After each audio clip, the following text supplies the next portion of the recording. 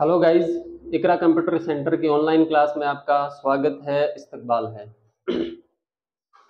आज जो क्लास है वो अपनी ना किसी मात्रा के बारे में है और ना ही कोई हरूफ तहज़ी और ना ही क ख घड़ा यानी जो हिंदी की वर्णमाला है उस पर होगी।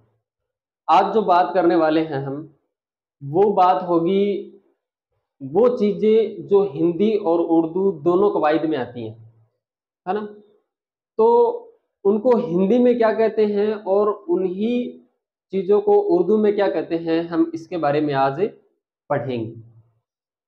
तो यूँ समझ लो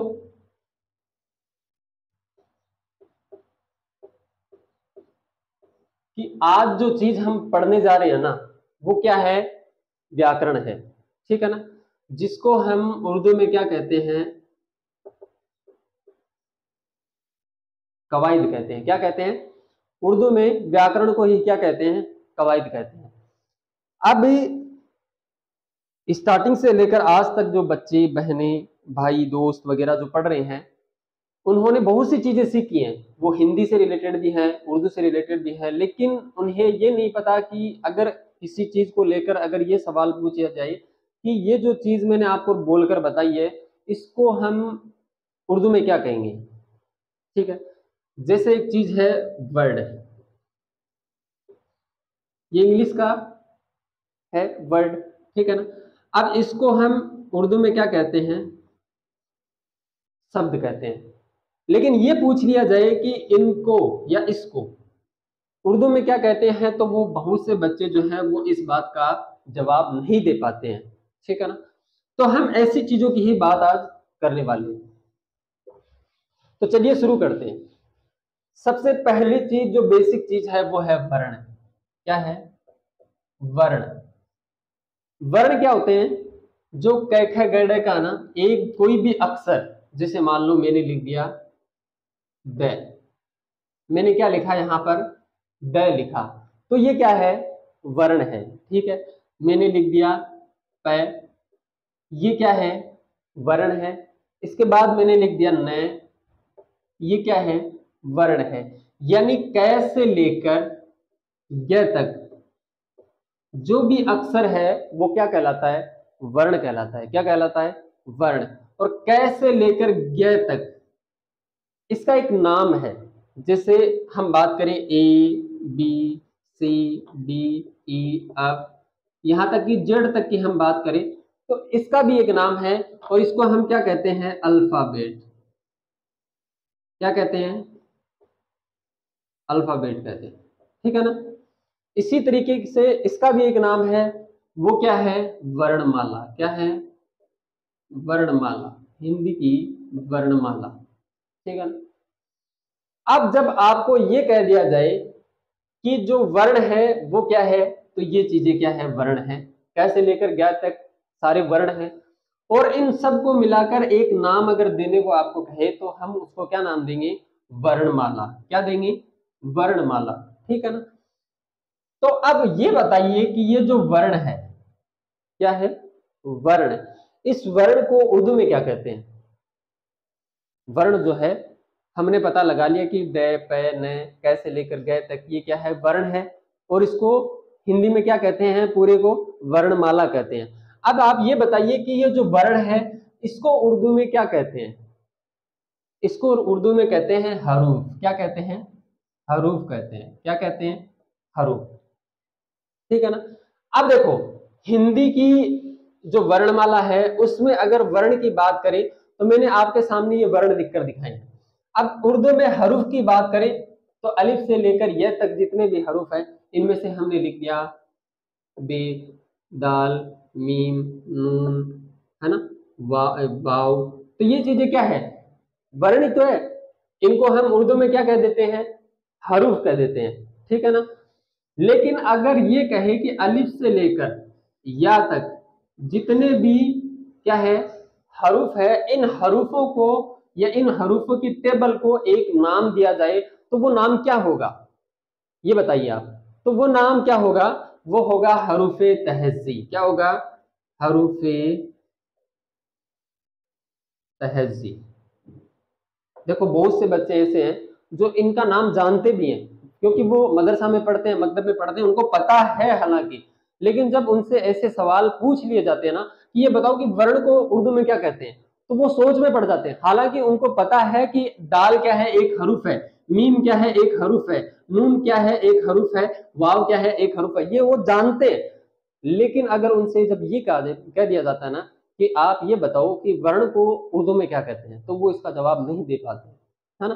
तो वर्ण को उर्दू में क्या कहते हैं, हरूफ, और कोई ये पूछ ले कि हरफ को हिंदी में क्या कहते हैं, तो उसको क्या कहते हैं, वर्ण कहते हैं। ठीक है, अब हमने बात की थी कि ऐसे लेकर ग तक जितने भी वर्ण हैं इनकी एक टेबल हमने जमा दी और उसको एक नाम दे, तो वो नाम क्या होगा, वर्णमाला होगा। ठीक है, और अलिफ से लेकर या तक एक टेबल जमाई जाती है, उसको हम कहते हैं हरूफे तहजी। क्या कहते हैं, हरूफे तहजी कहते हैं। ठीक है, अब आगे बात करते हैं। मैंने आपको एक सामने यहाँ लिख दिया कि हिंदी में इसको क्या कहते हैं और उसी चीज को उर्दू में क्या कहते हैं। हमने बात की वर्ण की, तो वर्ण को उर्दू में क्या कहेंगे, हरूफ कहेंगे। ठीक है ना। अब हम बात करते हैं आगे किसकी, शब्द की। किसकी बात करेंगे, शब्द की। देखो एक बात याद ये रखना कि जो वर्ण है वो होता क्या है, जब हमारे मुख से जीभ, दांत, मसूड़े, है ना, जीभ को टकराना दांतों से, मसूड़े से या होठों का आपस में टकराकर जो आवाज निकलती है ना, वही क्या है, वर्ण है। अब जब वर्ण जो है ना, एक से ज्यादा वर्ण, जैसे एक वर्ण है क और एक वर्ण है बै, यहां पर ये कबूतर है और यहां पर ये बकरी है। ठीक है, लेकिन जब इन दोनों को आपस में जोड़ दिया जाता है, क्या कर दिया जाता है, जब इनको जोड़ दिया जाता है तो ये क्या बन जाता है, कब। हालांकि ये पहले अलग अलग थे, यहाँ कबूतर बन रहा है ये और यहाँ बकरी, लेकिन जब दोनों को एक जगह किया तो यहाँ पर यह क्या है, किसी समय या पहर के बारे में कोई हमसे जानकारी चाहता है ना, कब जा रहे हो, हाँ कब, वक्त का पता लगाना चाह रहा है अगला। या फिर ये हो सकता है पहर का, कि सुबह, दोपहर, शाम को किस वक्त जाना चाहोगे, है ना। तो कै था और बै था, ये भी एक वर्ण है और ये भी एक वर्ण है, लेकिन दोनों को क्या किया, एक जगह किया तो कब बन गया, तो ये क्या बन गया, एक शब्द बना। क्या बना, एक शब्द। यानी वर्णों का ऐसा मेल जिससे क्या है, एक शब्द बने, जिसका कोई अर्थ निकले, तो वो क्या कहलाता है, शब्द कहलाता है। अब इस शब्द को उर्दू में क्या कहते हैं,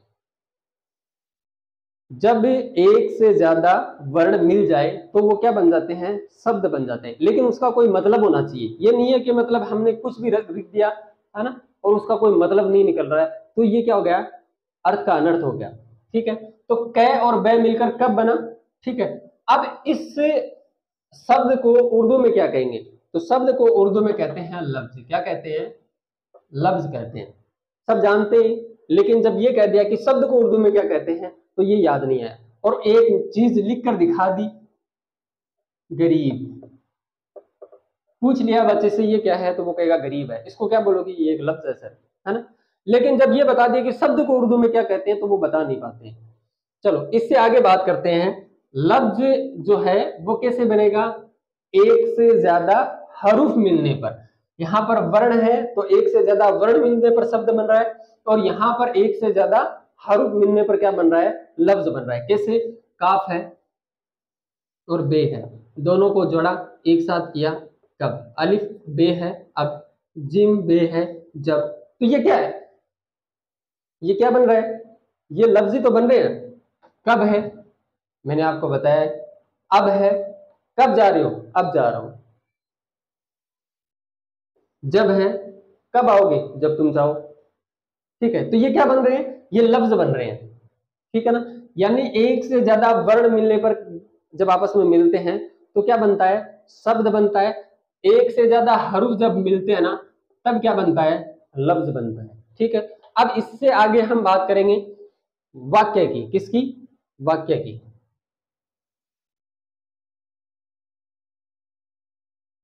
अच्छा, वाक्य क्या होता है, वाक्य होता है जब वर्ण, दो वर्ण आपस में मिलते हैं तो शब्द बनता है, और जब शब्दों का ऐसा मेल जिससे क्या है कोई बात मुकम्मल हो जाए, कोई बात क्या हो जाए, पूरी हो जाए, तो वो क्या कहलाता है, वाक्य कहलाता है। अब देखो एक चीज मैं आपके सामने लिखता हूं, पंखा, बकरी,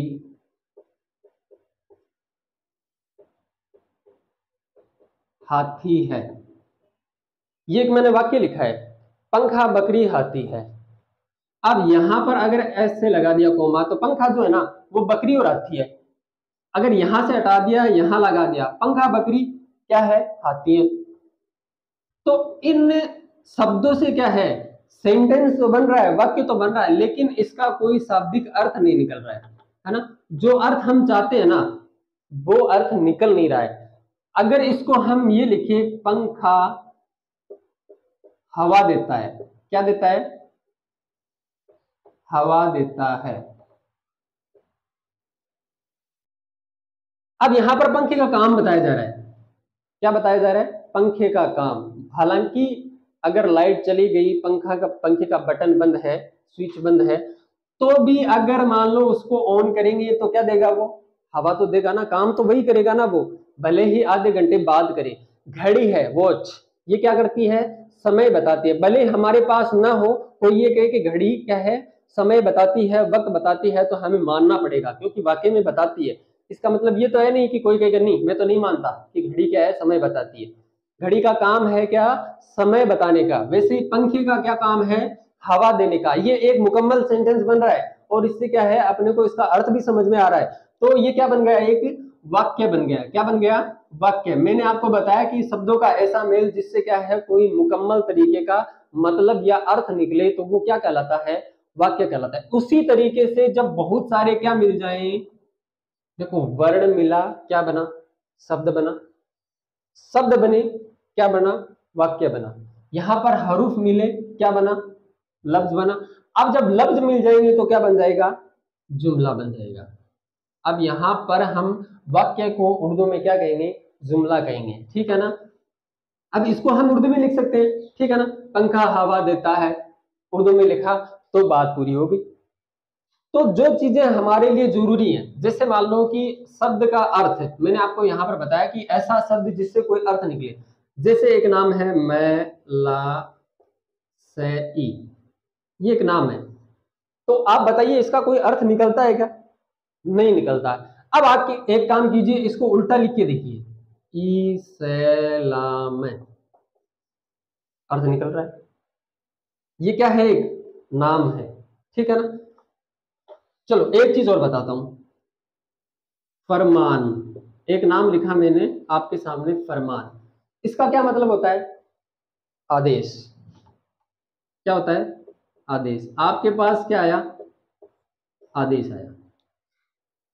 अरमान, सॉरी, फरमान क्या है, यहां पर क्या लिखा मैंने, फरमान। फरमान किसको कहते हैं, आपके पास फोन आया, हेलो ये काम था, फरमाइए, यानी आदेश कीजिए कि आपने किसी काम से मुझे फोन किया है तो आदेश करो, आप फरमाओ, आप है ना, ऑर्डर करो, ORDER, है ना इंग्लिश में।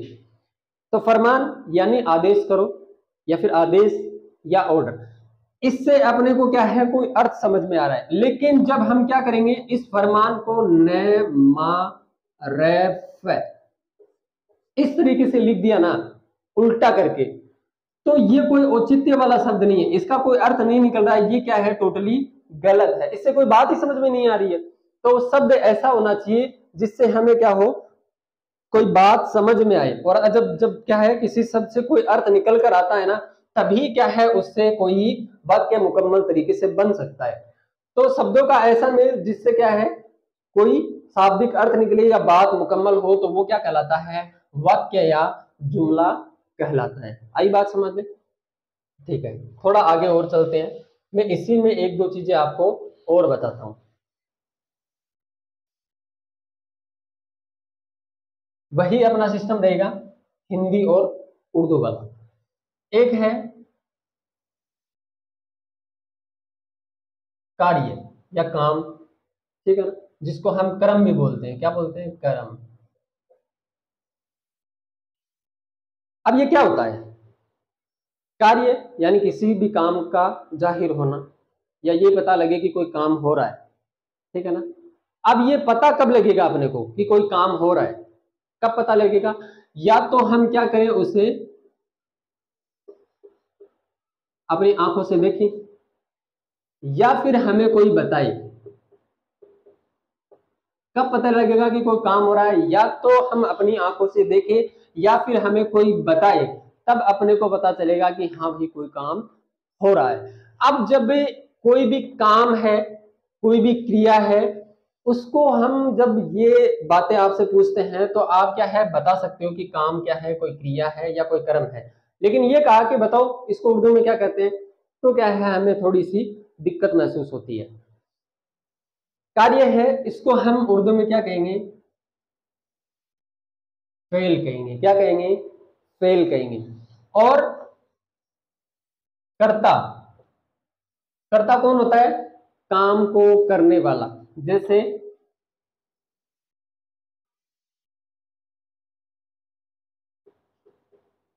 आबिद खेल रहा है। हमने एक सेंटेंस लिखा आबिद खेल रहा है। अब काम भले ही कैसा भी हो, है ना, काम भले ही कैसा भी हो। अब देखो इसमें ये तो क्या हो गया, फेल हो गया। कौन सी चीज? खेलना। और कर्ता जो है यानी काम को करने वाला, जिसको हम इंग्लिश में क्या कहते हैं? सब्जेक्ट। क्या कहते हैं? सब्जेक्ट। वो कौन है यहाँ पर? आबिद है। यानी आबिद क्या है? काम को करने वाला है। अब इसको हम इंग्लिश में क्या कहेंगे? सब्जेक्ट। और हिंदी में क्या कहेंगे? कर्ता। लेकिन इसको उर्दू में क्या कहते हैं वो बताइए? उर्दू में कर्ता को कहते हैं फाइल। क्या कहते हैं? फाइल कहते हैं। उर्दू में कर्ता को क्या कहते हैं? फाइल कहते हैं। ठीक है। अब देखो इसी से जुड़ी हुई, जो मैंने आपको बताया शुरू में टॉपिक क्या रहेगा अपना, कवायद का, इसी से जुड़ी हुई बातें मैं आपको बताता हूं। संज्ञा है, संज्ञा की परिभाषा क्या होती है? किसी भी चीज, जगह, स्थान आदि के नाम को हम क्या कहते हैं? संज्ञा कहते हैं। अब एक चीज याद रखना, कोई भी नाम, संज्ञा क्या है?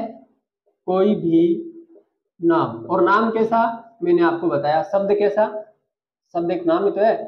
शब्द कैसा? जिससे कोई अर्थ निकले। अब देखो संज्ञा क्या है? कोई भी नाम। ठीक है। अब कोई भी नाम जो है, सर्वनाम इससे थोड़ा सा क्या है? हटके है। हालांकि है तो इसी का पार्ट, लेकिन क्या है? थोड़ा सा हटके। जैसे संज्ञा की बात करें, इसको उर्दू में क्या कहेंगे? इस्म। क्या कहेंगे? इस्म कहेंगे। और सर्वनाम को क्या कहेंगे? जमीर। सर्वनाम को क्या कहेंगे? जमीर। यानी संज्ञा के स्थान पर काम आने वाले लफ्जों को, या संज्ञा की जगह इस्तेमाल किए जाने लफ्जों को, किए जाने वाले लफ्जों को हम क्या कहते हैं? जमीर कहते हैं। जैसे वह, यह, उस, उसका, उसकी, है ना, उसके, उसने, उससे, यह, वह, ये क्या है?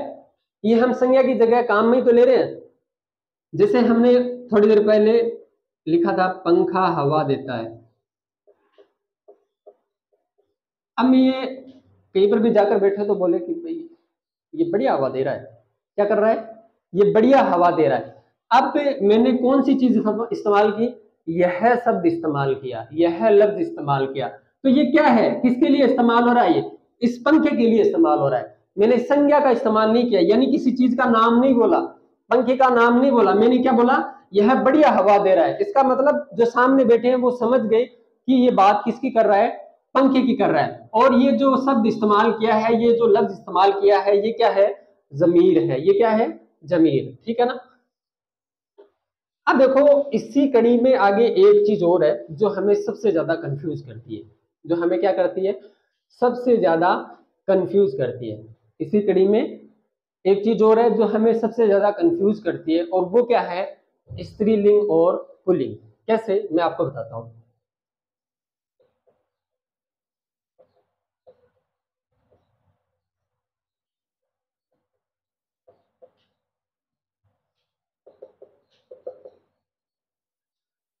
स्त्रीलिंग यानी जिससे मादा होने का पता लगे, और पुल्लिंग यानी जिससे नर होने का पता लगे। अब देखो कुछ लोग ऐसे हैं जो इन चीजों को सिर्फ स्त्री और पुरुष पर भी क्या करते हैं, फिट करते हैं। किस पर फिट करते हैं, स्त्री और पुरुष पर। ये क्या है, हमारी बहुत बड़ी गलती है। कैसे, जैसे एक लफ्ज लिखा मैंने इमारत, क्या लफ्ज लिखा मैंने, इमारत एक नाम लिखा। अब पूछने वाला ये पूछ ले कि इसमें बताओ कि स्त्रीलिंग है या पुल्लिंग है, ये जो लफ्ज है ये स्त्रीलिंग है या पुल्लिंग है, तो कैसे बताओगी, बोलो। क्योंकि आपके हिसाब से तो स्त्रीलिंग और पुल्लिंग क्या है, स्त्री और पुरुष है, आपने तो औरत और पुरुष पर इसको फिट कर रखा है, ठीक है ना। लेकिन अगला कह दे कि इमारत जो है इसका बताओ कि ये स्त्रीलिंग या पुल्लिंग है, अगर हमें नहीं पता होगा तो हम क्या कहेंगे, पागल है, इमारत का भी स्त्रीलिंग पुल्लिंग पूछ रहा है ना। लेकिन ये सही है, क्यों, क्योंकि स्त्रीलिंग और पुल्लिंग आपको हर शब्द में मिलेंगे। ये जो इमारत है इसके लिए आप अपने दिमाग में कोई सेंटेंस बनाओ। कैसे, मैंने एक सेंटेंस बनाया अपने दिमाग में इमारत के लिए कि इमारत बहुत बड़ी है। इमारत क्या है, बहुत बड़ी है। मैं यहां पर लिखता हूं इमारत बहुत बड़ी है ना। अब ये जो मार्कर है ये बहुत बड़ा है, ठीक है। ये जो कॉपी है ये बहुत छोटी है, रजिस्टर कॉपी जो भी बोले, ये क्या है, छोटी। अब आप ये देखिए कि लफ्जों का इस्तेमाल कैसे किया गया, यहां पर बड़ी और बड़ा, छोटी और छोटा।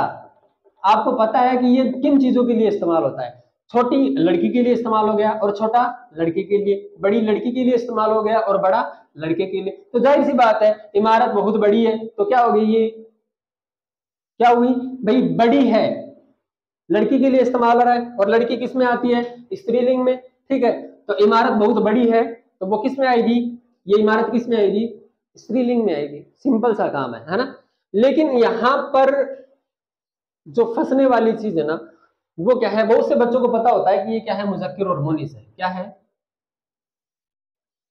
मुजक्किर और मोनिस, ठीक है, बढ़िया बात है, आपने सही बताया। लेकिन ये बताओ कि इनमें से स्त्रीलिंग तो कौन सी चीज है और पुल्लिंग कौन सी है, यहां सबसे बड़ा कंफ्यूजन होता है, और वही मैं दूर करने वाला हूं। देखिए मुजक्किर को हम हिंदी में लिखते हैं तो वो इस तरीके से मुंह से शुरू होता है, और मोनिस को लिखते हैं तो वो ओ की मात्रा लगकर इस तरीके से शुरू होता है। अब यहां पर गौर कीजिए आप, स्त्रीलिंग कौन होती है, एक औरत, और पुल्लिंग पुरुष। इस तरीके से शुरू करते हो ना आप। चलो यहीं से इसी तरीके से बताते हैं जिस तरीके से आप इसको इस्तेमाल करते हैं। औरत है, किसकी मात्रा आ रही है, ओ की, और पुरुष है, किसकी मात्रा आ रही है, ओ की, है ना। अब देखिए हम कैसे करते हैं, स्त्रीलिंग पुल्लिंग, अपने को ये लगता है कि पहले स्त्रीलिंग आया है और यहां पर भी पहले क्या है, मुजक्कर है, तो हम क्या सोचेंगे, स्त्रीलिंग ही क्या है, मुजक्कर है। नहीं, ये क्या हो गया, फिर आपका सोचना गलत हो गया। आप ये सोचोगे कि 2 नंबर पर पुल्लिंग है और यहाँ पर 2 नंबर पर मोनिस है, तो हो सकता है मोनिस ही क्या है, पुल्लिंग है। नहीं, ये क्या है, गलत है। अब मैं आपको बताता हूं सिंपल तरीका इन चीजों को पहचानने का। अगर आपसे कोई पूछ ले कि ये शब्द है बताओ स्त्रीलिंग है या पुल्लिंग है या मुजक्कर और मुनीस को क्या बोलोगे आप, तो आपको करना क्या है, ये किससे शुरू हुआ, ऊ की मात्रा से, ये किससे शुरू हुआ, ओ की मात्रा से, ठीक है। अब देखिए यहाँ पर स्त्री कौन है, एक औरत, और पुल्लिंग क्या है, एक पुरुष। सीधा सिंपल तरीका है, यहाँ पर ओ की मात्रा आ रही है, इस ओ की मात्रा से मिला दो, ये क्या बन गई, मोनिस बन गई। ये पुरुष ऊ की मात्रा है, ये मुंह की मात्रा है ना। मुजक्कर में क्या है, ऊ की मात्रा आ रही है, पुरुष में ऊ की मात्रा, इन दोनों को मिला दो, ये क्या है, मुजक्कर है। तो ये सिंपल तरीका है कि ऊ की मात्रा है वो तो क्या है, मुजक्कर यानी पुरुष, और ओ की मात्रा है वो क्या है, औरत यानी कि स्त्रीलिंग। तो आप इनको क्या है एक बार रिवाइज जरूर करना। वीडियो कैसा लगे कमेंट करके जरूर बताना। आज की क्लास यहीं समाप्त होती है। इन्हीं चीजों के साथ हम आपसे दोबारा मिलेंगे नेक्स्ट वीडियो में। अल्लाह हाफिज।